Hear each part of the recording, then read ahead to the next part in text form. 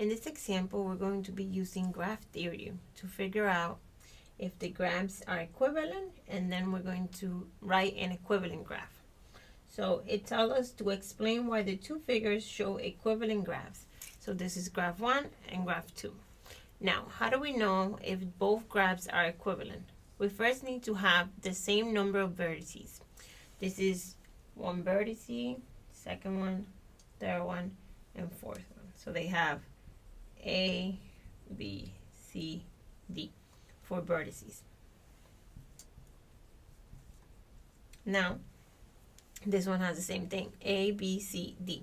So both graphs have the same number of vertices. Now, we also can have to look for the number of edges, that both graphs have the same edges. So let's observe.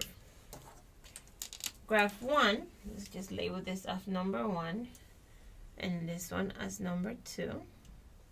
I have from A to B. So I have A to B. Do I have that? Yes. A to B.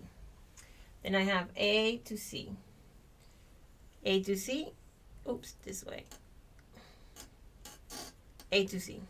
Yes. Then let's check. Do I have A to D? Yes. A to D? A to D? Yes. And what else do I have? I also have B to D. Check. B to D. Do I have B to D? Yes. So they both have the same edges.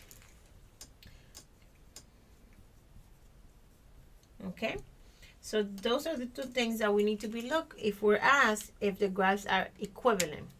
Now, if we were to draw an equivalent graph to this two, we have to have the same number of vertices and the same edges.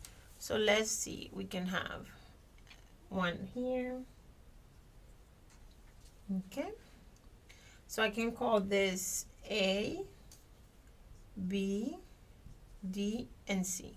So I have to have A to B. So A to B. Oops, this way.